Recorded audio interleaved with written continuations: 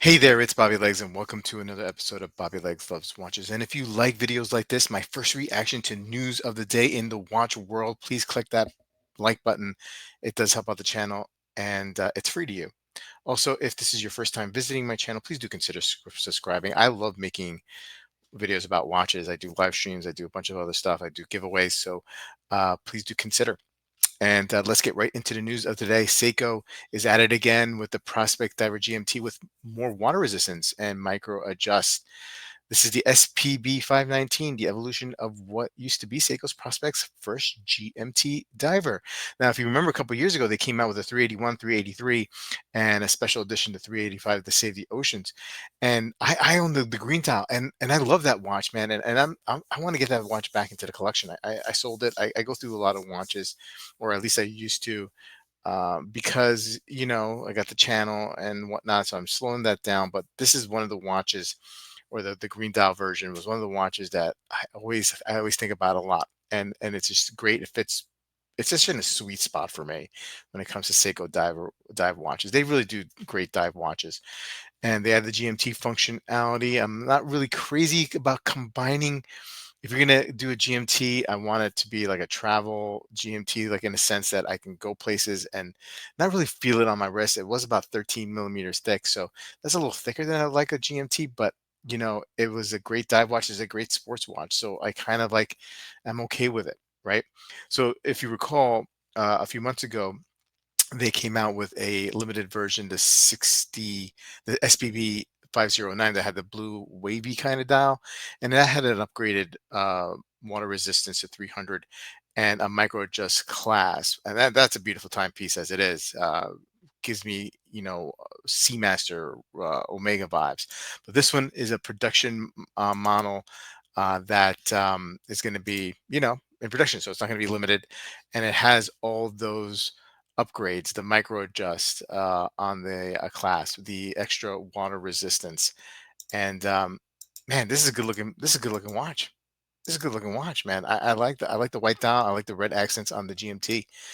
Yeah, man, love Seiko. Let's see how much we're looking at. 1900 euro. I expect that to be less in USD for some reason, because all the other ones have been really. This is a 42 with a 13.3 thick, 48.6 length, lug to lug, 300-meter water resistance, as I mentioned.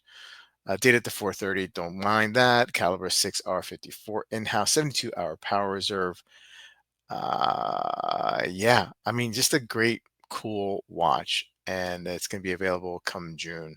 And of course, Seiko, they're gonna, give you some more variations, color-wise. Okay, and taking a look finally at the handsome new chronographs expanded the Raymond Will Millesime collection.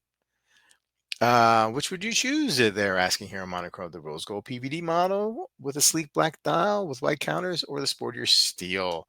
Let's take a look. These are, yeah, I mean, like, I get a vintage vibe here. I mean, I feel like I've seen this watch before, made by all the brands, right? And look, it's a good looking watch. I feel it's on the sporty slash dressy side of Chronos.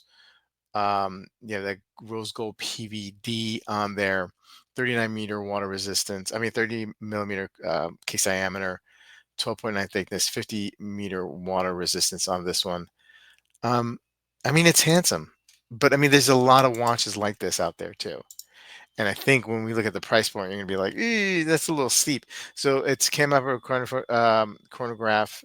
This is the R. They're speaking of the RW 530, 5030 automatic chronograph, which is a Salida base 510, and it's based on the architecture of the Baoju 7753 with a respectable 62-hour power reserve. So solid. You got a solid movement here, right?